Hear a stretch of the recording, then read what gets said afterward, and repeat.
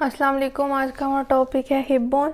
Lecture को start करने से पहले मैं बताती चलूँ कि आप मेरे channel daily dose of education को लाइक करें, शेयर करें और सब्सक्राइब करें और बेल आइकन पे क्लिक करके ऑल वीडियोस को सिलेक्ट करें ताकि आपको नए आने वाली वीडियोस की नोटिफिकेशन मिलती रहे। आज का हमारा टॉपिक है हिप बोन की ऑस्टियोलॉजी। हमने अपने प्रीवियस टॉपिक में पेल्विक टिल्टिंग को देखा था कि किस तरह हमारे पास पेल्विक गर्डल फीमर के हेड के साथ कनेक्शन बनाता है, आर्टिकुलेट होता है और हमारे पास जो है कनेक्शन प्रोवाइड करता है between abdomen and lower limb.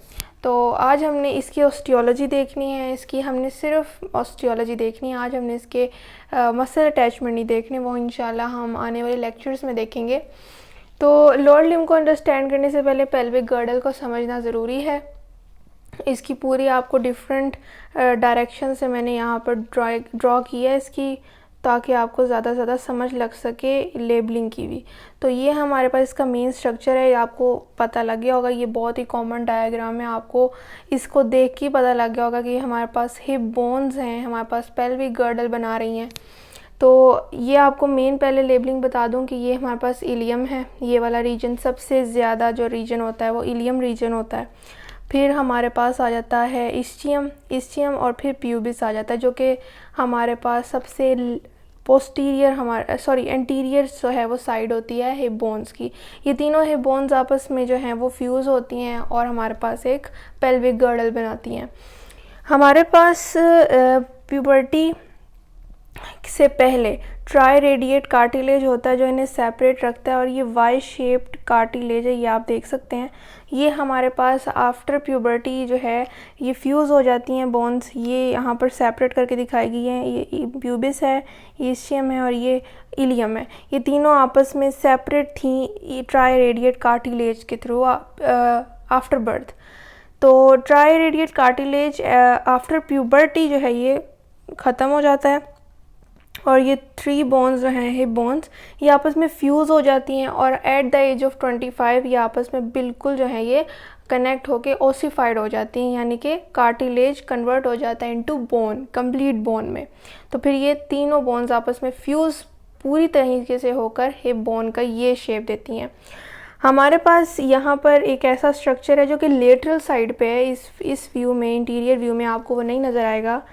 Lateral side पे एक हमारे पास इस तरह का स्ट्रक्चर है। अगर आप उसे व्यू करें लेटरली तो इसे हम कहते हैं एसिटाब्यूलम। एसिटाब्यूलम हमारे पास वो रीजन है जिससे हमारे पास जो हिप बोन्स हैं ये कनेक्ट होती हैं to the femur head. Femur हमारे पास एक लॉन्ग वर्टिकल बोन है और उसका सफेरिकल हेड, ये सफेरिकल जो हेड है इसे हम फीमोरल हेड कहते हैं, और इसी का पेल्विस या पेल्विक बोन के साथ बैलेंस होना पेल्विक टिल्टिंग कहलाता था। ये स्फेरिकल हेड इस हमारे पास कह सकते हैं कि सॉकेट लाइक स्ट्रक्चर के अंदर फिक्स हो जाता है और जो है अटैचमेंट देता है एसिटाब्यूलम के साथ, और लोअर लिम्ब जो है उसे आगे से प्रोसीड होता है इधर से। तो हमारे पास एसिटाब्यूलम का क्या फ़ंक्शन है ये आपने देख लिया। एसिटाब्यूलम को मैंने यहाँ पर अलहदा से ड्रॉ किया है ताकि इसकी पूरी आपको लेबलिंग बता सकूँ। उससे पहले हम मेन चीज़ों को देख लेते हैं कि ये हमारे पास जो आपको स्पेस नज़र आ रही है इसे हम ऑब्ट्यूरेटर फोरामेन कहते हैं, और इनके इन बिटवीन प्रेजेंट होता है प्यूबिस सिम्फिसिस। ये हमारे पास जिस सरफेस के साथ कनेक्ट होता है उसे हम कहते हैं सिम्फीजियल सरफेस। इधर हमारे पास सिम्फीजियल सरफेस प्रेजेंट होता है जिसके थ्रू यहाँ पर प्यूबिस सिम्फिसिस आके आर्टिकुलेट होता है। उसी तरह ऑरिक्यूलर सरफेस है जिसके थ्रू हमारे पास हिप बोन्स कनेक्ट होती हैं टू द सैक्रम बोन। ये हमारे पास सैक्रम है और ये कोसिक्स है जो टेल लाइक स्ट्रक्चर है। उसके बाद हमारे पास ये इस डायग्राम में मैंने आपको दिखाया हुआ है इलियक विंग। ये हमारे पास जो 2 विंग्स नज़र आ रहे हैं इनमें से मैंने यहाँ पर सेपरेट करके जस्ट एक लेबलिंग के लिए दिखाया है कि ये हमारे पास विंग लाइक स्ट्रक्चर जो इलियम के रीजन में प्रेजेंट है, इसीलिए इसे हम कहते हैं इलियक विंग।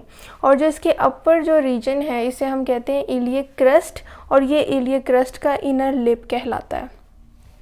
उसके बाद हमारे पास इलियक्स जो है रीजन के इलियक्स हमारे पास इलियम रीजन के 4 स्पाइंस हैं, 2 इंटीरियर हैं, 2 पोस्टीरियर हैं। ये पोस्टीरियर साइड है, ये इंटीरियर साइड है। इंटीरियर पे जो अपर रीजन है उसे हम कहते हैं सुपीरियर एंटीरियर इलियक स्पाइन, और नीचे वाले रीजन को यानी नीचे वाले स्पाइन को हम कहते हैं इंफीरियर जो है एंटीरियर इलियक स्पाइन, उसी तरह पोस्टीरियर साइड पे जो हमारे पास प्रेजेंट है स्पाइंस, उसे हम सुपीरियर और इंफीरियर पोस्टीरियर इलियक स्पाइन कहते हैं। ये हम अपने पेल्विक टिल्ट के टॉपिक में डिस्कस कर चुके हैं, जिसको हम एज अ रेफरेंस पॉइंट लेते हैं कि कौन सा रीजन अपवर्ड मूव करता है जब हमारे पास इंटीरियर या पोस्टीरियर पेल्विक टिल्ट होता है। तो ऑब्वियस सी बात है, जब हमारे पास इंटीरियर पेल्विक टिल्ट होगा तो इंटीरियर जो स्पाइन है वो डाउनवर्ड जाएगा, यानी कि फॉरवर्ड मूव करेगा, और पोस्टीरियर साइड अपवर्ड चली जाएगी, and vice versa in case of posterior pelvic tilt. अब हमारे पास इस रीजन में नोचेस प्रेजेंट होती हैं। एक लेसर शेटिक नोच है ये वाली, ये जो डिप्रेशन आ रहा है, और ये एक ग्रेटर जो है शेटिक नोच है, और उसके बीच में एक नोच लाइक स्ट्रक्चर आ रहा है जिसे हम कहते हैं इस्चियल स्पाइन, क्योंकि ये इस्कियम रीजन में प्रेजेंट है, इस रीजन में प्रेजेंट है। उसके बाद ये हमारे पास जो रीजन आ जाता है इसे हम कहते हैं रेमस ऑफ इस्चियम, और ये वाला रीजन हमारे पास कहलाता है इंफीरियर रेमस ऑफ प्यूबिस, क्योंकि वो प्यूबिस के रीजन में आता है। और उसके बाद हमने मेन स्ट्रक्चर्स देख लिए हैं, हम इस डायग्राम पे आते हैं एसिटेब्यूलम पे।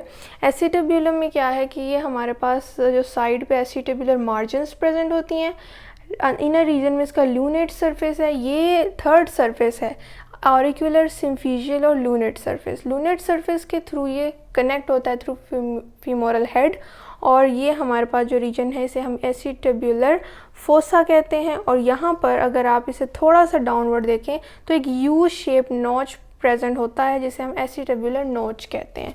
आज हमने 3 सरफेस डिस्कस किए हैं। ऑरिक्यूलर सरफेस, जिसके थ्रू हमारे पास सैक्रम बोन अटैच होती है to the hip bone. Symphyseal surface, जिसके थ्रू प्यूबिस सिम्फिसिस अटैच होता है। और एसिटेब्यूलर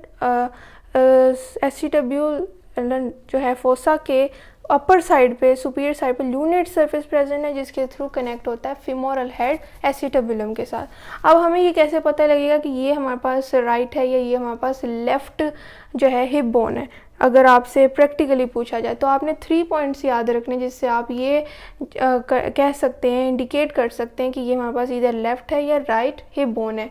एसिटेब्यूलम हमारे पास लेटरली प्रेजेंट होना चाहिए। इलियक क्रेस्ट हमारे पास जो ये है, जो अपर सुपीरियर साइड पे प्रेजेंट होता है, ये आपको पता होना चाहिए कि सुपीरियरली अगर प्रेजेंट होगा, और उसके साथ साथ इलियक ट्यूबरोसिटी हमारे पास पोस्टीरियरली मीडियल साइड पे प्रेजेंट होनी चाहिए। इलियक ट्यूबरोसिटी हमारे पास ये रीजन होता है, क्योंकि वो इलियम में प्रेजेंट होता है। तो ये 3 पॉइंट्स की एक लोकेशन याद रखेंगे तो आपको पता लग जाएगा कि वो इधर राइट है या लेफ़्ट हिप बोन है। तो ये हमारे पास आज का टॉपिक था, जिसमें हमने हिप बोन की ऑस्टियोलॉजी देखी, डिफरेंट डायरेक्शन से आपको समझ आ गई होगी। अब हम इस तरह से जब हिप बोन हमने अच्छे से डिस्कस कर लिया, साथ ही साथ इसकी पेल्विक टिल्टिंग हमने डिटेल वाइज स्टडी कर ली, वहाँ पर हमने थोड़े से मसल्स को भी देखा था।